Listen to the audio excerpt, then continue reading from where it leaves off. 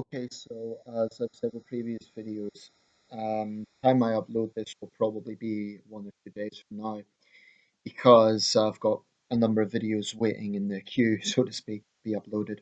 So if some of the things I say seem a little bit outdated, that's the reason why. Nevertheless, I want to comment a bit on this.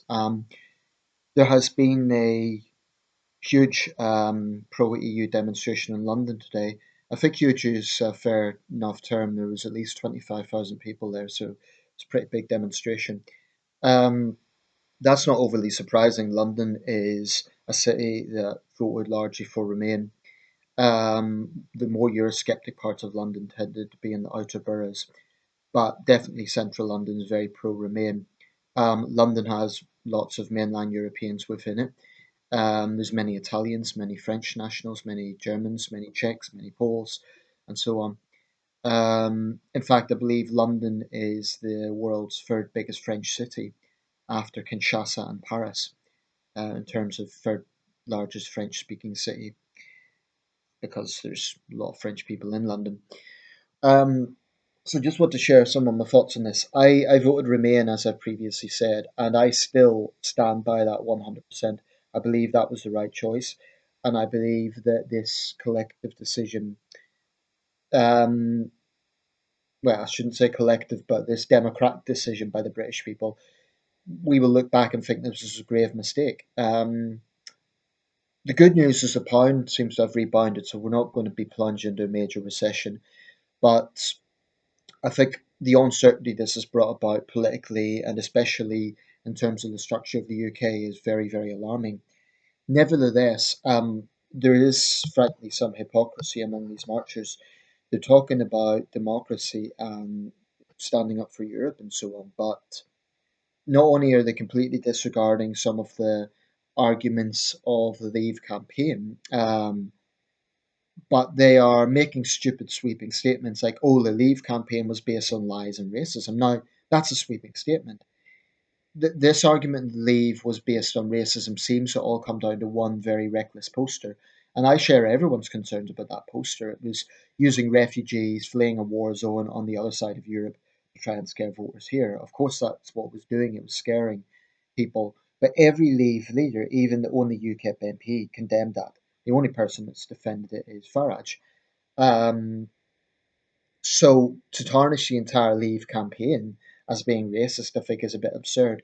And I was a bit frustrated when Sadiq Khan point blank called Boris Johnson racist. It was, or at least saying he was involved in a campaign of hate. I mean, this is a complete exaggeration. Um, the Leave campaign, although I disagreed with many of the points they were making, was not based on hate. That's absurd. Um, in terms of racist incidents rising since then, I believe one of the previous videos I made it was about the subject. That is disturbing, and I hope the people doing this are arrested and punished. But in the end of the day, 17.1 million British people voted to leave, about 16.2 million voted to remain. So people can't kind of, you know, throw around these statements like it wasn't a true testament of the people and stuff. It was actually a pretty high turnout compared to general elections. So, although I was very disappointed and I continue to be very uneasy about the current situation, I think that you have to really put that question to the protests as well. Do you not respect the democratic will of the 17.1 million people who voted to leave? And are you honestly saying that 17.1 million people were voted because they dislike foreigners? I think that's a very, very misguided trope. Of course, there will be Leave voters who voted for racist reasons. Of course, there will. But in any society, you're going to have racists. Um, that's an automatic light, by the way. It's not poltergeist in my house. Um, so I just feel that it's going to send out the wrong message, and it's only going to make the divisions in the country even deeper. And I'm not the only Remain person to say this. I noticed on the Channel 4 News article, every comment was critical of the protest, and there was a number of other Remain voters there. They have a right to protest. Incidentally, I'm not saying they don't have a right to protest. We live in a democracy.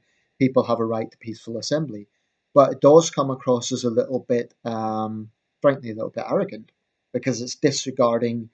I get that London was a pro-Remain city, but I disagree that with this idea from some of my fellow Remainers that it's all about racism. That's absurd.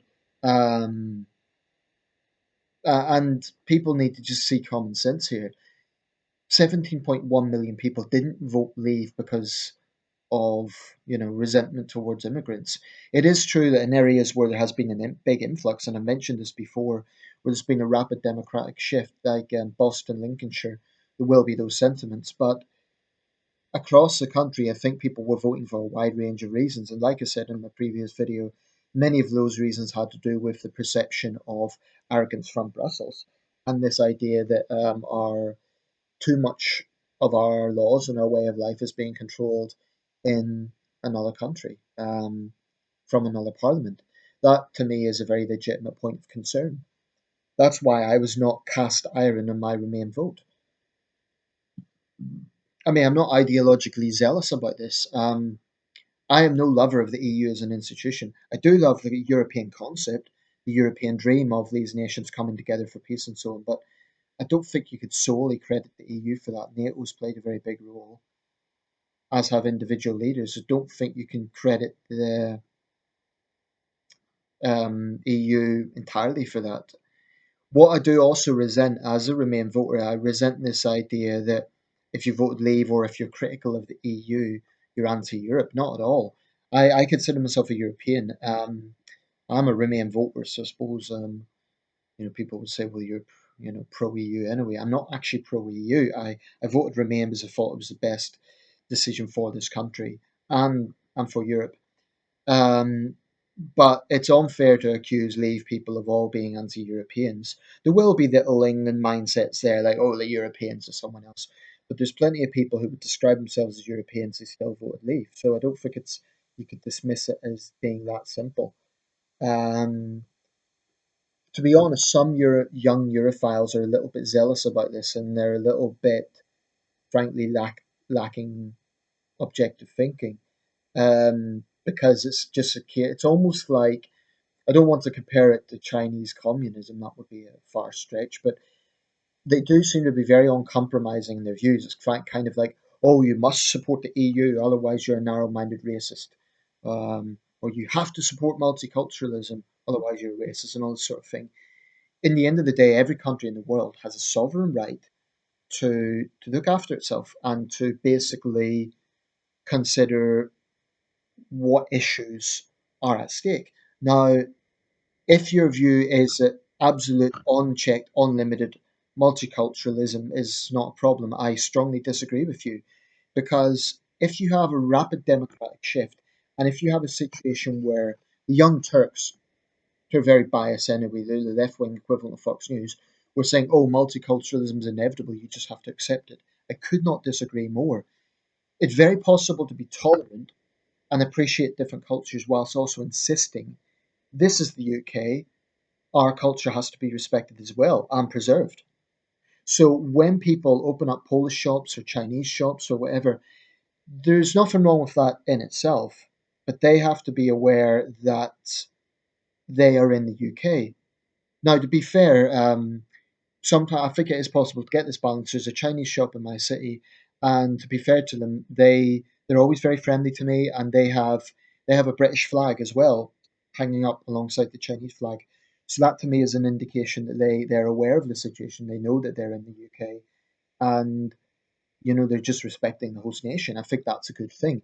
If I opened a business in another country, would I bring British culture on some level? Maybe I would, but I would also respect the host country that I'm in. And I think one way of respecting the host country is by endorsing the culture of that country. If you isolate yourself, you can't really complain about a nation being unfriendly if you are isolating yourself. So if you're Polish and you only speak Polish, you only go to Polish shops, you only watch Polish TV shows, you can't really complain, for example, the British are closed minded. To put things in context, there are somewhere in the region of 700,000 Poles in the UK. There's 4,500 Britons in Poland.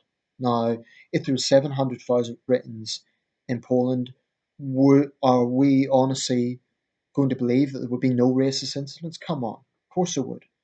Poland does have a track record actually of racism towards outsiders. So I don't accept this idea that it's only the British are racist. Wherever you have a sudden democratic shift in any country, that's where racism occurs, and it's a vicious cycle. I abhor racism, and I will always, always condemn it. But that doesn't mean I naively support the circumstances that fuel the far right. I mean, what's the point of giving them ammunition? What's the point of giving them propaganda to go on? So, quite simply, summed up, I am very open-minded to. I know I've kind of went off on a tangent in this video, but I may as well encompass it. I'm pretty much of the view, yes, we should be welcoming, that yes, we should be tolerant, yes, there is strength from immigration, and yes, that could be of great asset to our country, not only in the vital jobs that many immigrants provide, but the spending power, among many other things. But I also staunchly believe in the principle, when in Rome, do as the Romans do. And I can hand on heart say, whenever I have been in another country, whether working or traveling, I've always tried to adapt as best I could. Even for a short time, I tried to speak the local language. When I was working in China, I spent a lot of my time with Chinese people. You know, it wasn't like I just hung around with the Westerners. I think this is very, very important, and that principle should apply to anyone, anywhere. Um, but it seems to be if anyone from a Western country says that, oh, you must be a racist, you're small minded, give me a break. That's I'm a pro-European Remain person saying, let's stop with this political correctness. Let's stop with this idea that if you question immigration, you're a racist. Um, there's a couple interviewed in Clacton, and they were critical of immigration, but they were very quick to say, "But we're not racist in this regard." And I think a lot of people have that thinking that there's this atmosphere of a sensitivity that if you say the wrong thing, then the thought police are going to come and get you. And usually, frankly, it's liberal elites who aren't really living in the real world. They're usually privileged celebrities or students who are coming from a very biased students' union. And I'm not saying I'm like a working class hero or anything like that. I'm not. But I'm just saying that there is definitely a bias on the left as well. And as a centrist, I resent that. Um, Talking about immigration, having concerns about a culture changing is not racist. And it really pisses me off when people try to suggest that it is. Attacking someone for who they are, vandalizing a business, intimidating someone on a train or a tram, that's racism. But simply having concerns about immigration is not racism. It's just not. And there's also racism, it works both ways. I mean, there was a video from Manchester, and it purported to show a Polish woman who was basically ripping people off. Now, if cases like that are happening, I think that's a very bad attitude when you're in someone else's country to think that you could just do what you want. Of course, that doesn't represent all Polish people, but I'm just making the point that not all immigrants are innocent, helpless victims. There is some people who come to this country and they've basically got a bad attitude. They think they could do whatever they want and they don't make any effort to integrate. Those people need to be called out as well. So that's all I'm saying. Let's have some objective approach to this. Let's look at all the issues and let's not just make sweeping statements like the Leave campaign is racist or generalizing all immigrants, which is equally wrong.